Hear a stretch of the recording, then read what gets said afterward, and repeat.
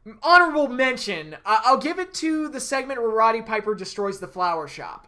The war has just begun. I mentioned it earlier.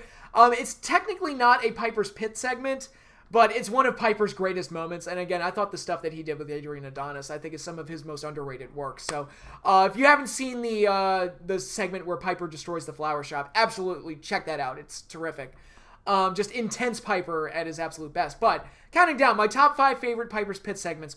1, he had a segment with Andre the Giant where and Andre was still babyface at this point, and he openly provoked Andre because he's both stupid and crazy. I don't know why you would go out of your way to, provoke Andre the Giant of all people, but Andre, picked him up and roughed him up a little bit. And Piper, after Andre stormed off the set, Piper started talking all tough and said, "Don't throw rocks at a man who's got a machine gun." And one of those great Piperisms. And it's like, what are you doing, dude? You're doing this with Andre. I was like, you crazy person. But again, that was just Piper. He was intense and crazy, and that's why we loved him. Even as a heel, it's like we hated him, but we loved him. Number 4, Roddy Piper's return at WrestleMania 5, where he got to put Morton Downey Jr. and Brother Love in their place. Some say the segment ran a little too long. Maybe it did, but I thought it was entertaining. You got to see Brother Love do an imitation of Piper, which is funny because now that he's doing this podcast, Bruce Pritchard, imitations are kind of his thing now. But I thought it was a really entertaining segment. It was funny to watch him get over on Brother Love, and it was really funny to watch him get over on Morton Downey Jr. Kept blowing smoke in his face. He just kept blowing smoke in Piper's face, and Piper was getting more and more mad, and that led to the fire extinguisher bit. And just great stuff. Great punctuation to the whole thing. So, yeah, I thought the Piper's Pit segment at WrestleMania 5 turned out really well. It is a great reintroduction to Roddy Piper and reminding us all why he's so great. Moving on from there. Number 3, the Piper's Pit with Frankie Williams, who was a jobber at the time, who lost all of his matches. And makes one wonder, why the hell would Roddy Piper want him on a show? Well, turns out Roddy Piper wanted him on a show for the sole purpose of making fun of him and telling him that he sucks. And he just kept making fun of this guy. And this guy who looks like an uncle. The stereotypical, what you would expect, someone's uncle to look like. That's what Frankie Williams looked like. And, he started, fighting back against Piper. And then Piper just cold-cocked him and left him laying. And, again, one of those great Piper lines, when they think they've got all the answers, I change the questions. Piper's great. He's just, God, I love Roddy Piper. Can you tell I'm, marking out for Piper here, how great he was back in the 80s? He's I've said it before, he's one of those guys that should have been the champion. He was that good, but, oh well. Number 2, my number 2 favorite Piper's Pit segment is probably the biggest Piper's Pit segment, even though it's probably the one that's least associated with Piper himself, but his presence made it even bigger. Andre the Giant turns on Hulk Hogan, setting up the main event to WrestleMania 3. One of the best heel turns ever, where Hogan is just pleading with Andre, please, we're friends, Andre, don't do this. Andre comes out with Bobby Heenan, who runs down Hogan and says that Hogan used Andre and abused him and, never gave him a title shot and all these other things. And you get to that classic moment where he's like, we're friends, Andre, please. You don't believe it? Maybe you'll believe this, Hogan. Andre rips the shirt and the crucifix off, throws it on the ground. Hogan's chest gets scratched and he's got blood on him. And Piper is just like, you're bleeding, man. You're bleeding. And that type of stuff, Roddy, again, even though the segment wasn't about him, Roddy helped make the moment better. And did it without taking away from the moment either. He could have put the attention on himself and kind of stolen the show there, but no, he let the story breathe and he punctuated it in the right way. So that's another great thing that Roddy did there, where picking your spots, knowing when you're supposed to be the star and knowing when you're supposed to be a supporting player. And it's one of the biggest moments in WWE history, and Roddy helped make it work even better than it did. And his presence there made it even bigger. So perfectly executed moment, loved it. It was terrific, and again, Piper made it even bigger than it was. But the number 1 greatest Piper's Pit segment has to be, without a doubt, the coconut incident, where he smashed a coconut upside Jimmy Snuka's head, being borderline racist, saying it's like, oh, you want me to apologize to you? Here's some fruit. 1 coconut, 2 coconut, here's some bananas for you. And just being a dick. and ultimately just whacked Jimmy upside the head with a coconut, which is one of those moments that everybody remembers. And even today, people reference the coconut incident. And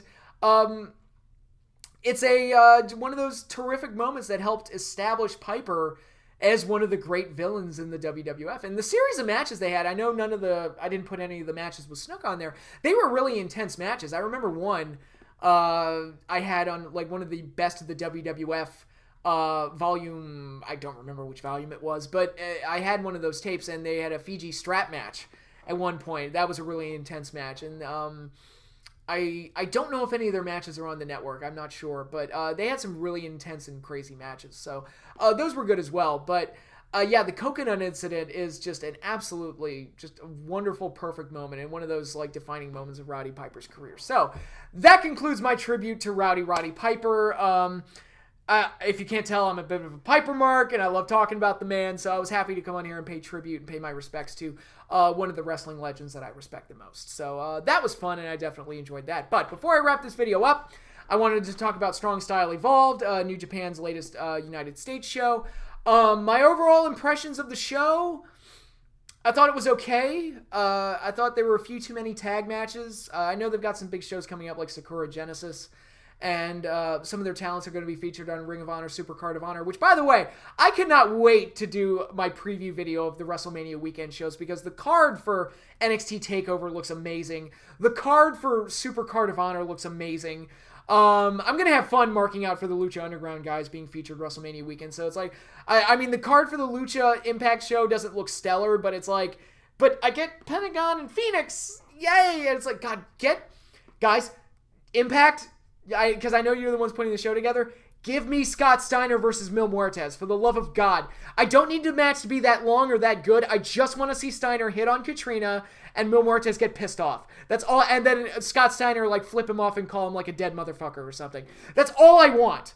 It's simple things, but it's all I want. So just give me that match. But anyway, yeah, I'm going to be super stoked for WrestleMania weekend. And even WrestleMania itself, which I'm typically hard on if you follow this channel for any length of time, I think there's plenty of things on there worth getting excited about. So I'm actually going to have fun previewing WrestleMania for once.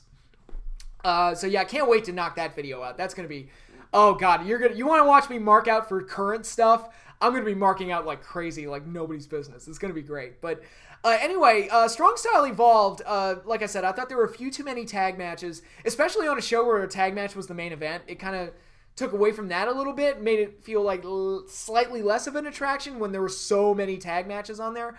But there were some things I enjoyed. I thought losing Ray versus Liger was unfortunate, because I think that was kind of the one of the marquee matches, but Ospreay was definitely a good substitute. I thought the match they had was fine, and the idea of doing Ray versus Ospreay, I'm like, ooh, that's interesting. We can get that down the road. And then Marty Scurll getting involved with them as well. It's like I'm a mark for Marty Scurll. I think that dude's terrific. So love watching that guy work. And even though it was one of the tag matches, I thought the Zack Sabre Jr. and Minoru Suzuki versus Ishii and Okada match was really well done, and I think I am super excited for a Zack Sabre Jr. versus Okada match. I think that they could absolutely tear it down. There were some, I should also point out, I got caught up on the New Japan Cup.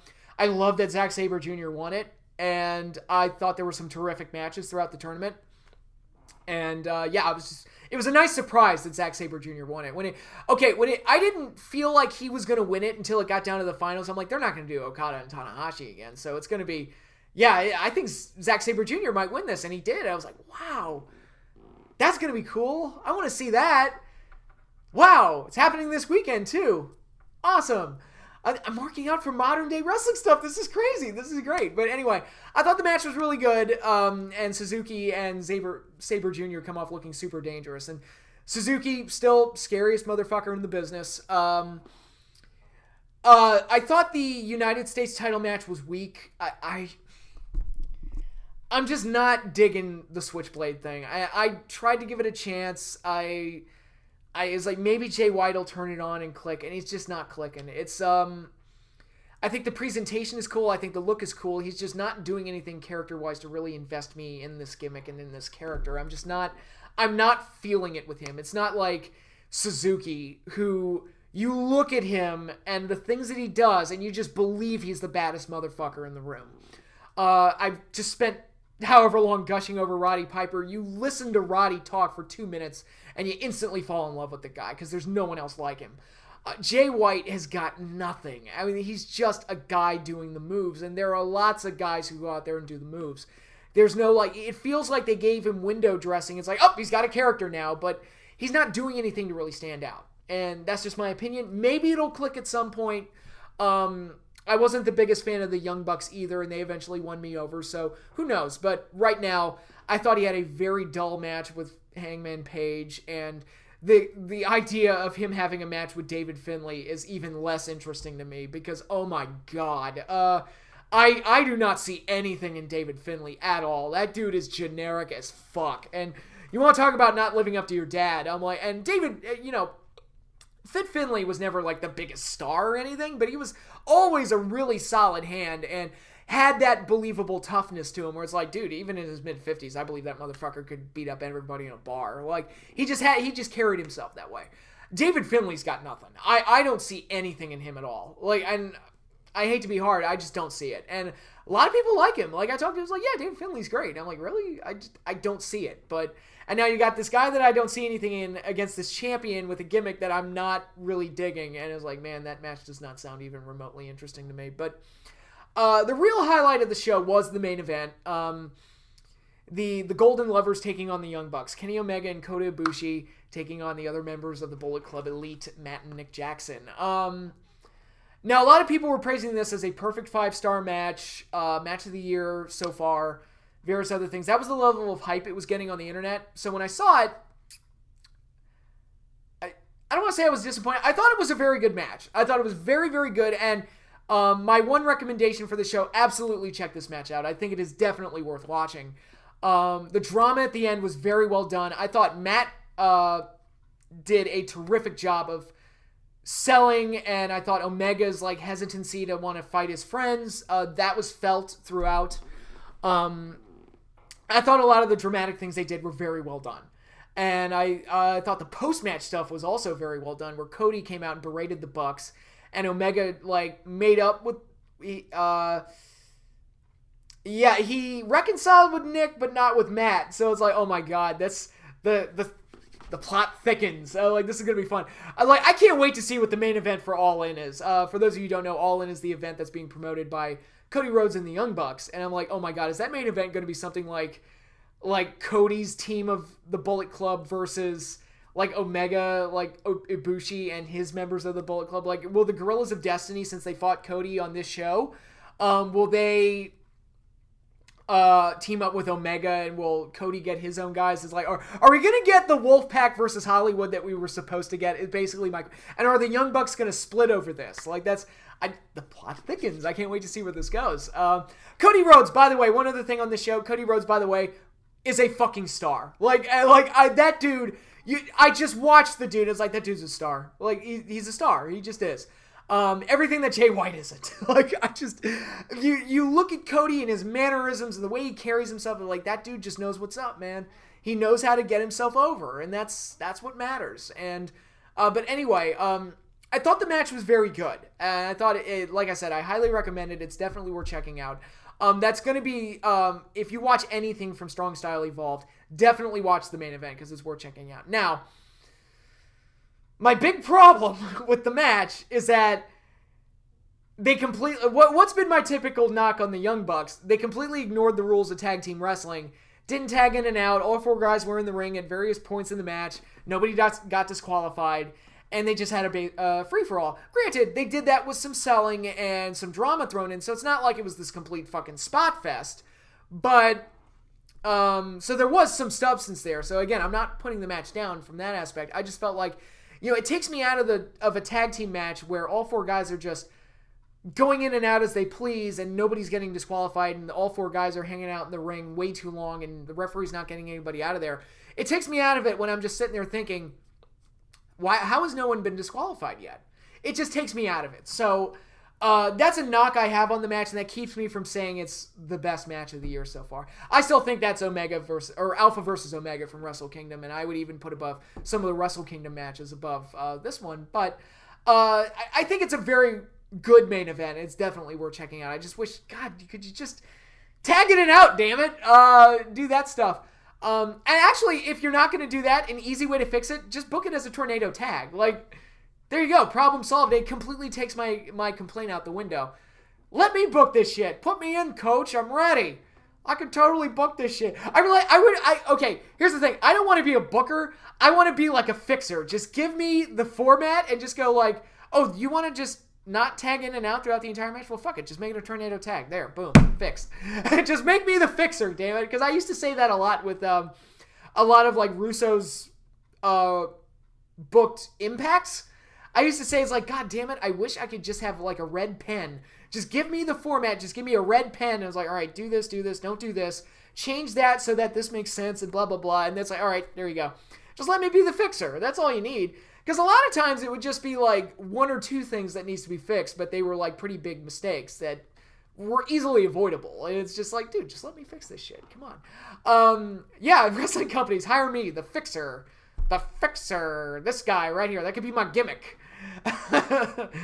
But anyway, yeah, so those are my thoughts on New Japan Strong Style Evolved. Not a stellar show, but I think there are bigger things coming down the road for them, so I guess I didn't expect this show to kind of blow my socks off, but like I said, the main event is definitely worth checking out, despite my complaints against it. So that is all I have for you now. Concluded this really long video. Thank you all for watching. I've got a few more videos lined up for you later this week. Actually, if everything goes according to schedule, you'll get a video from me 3 days in a row. So Thursday, Friday, and Saturday. So be on the lookout for all those. But until then, you all have a good night.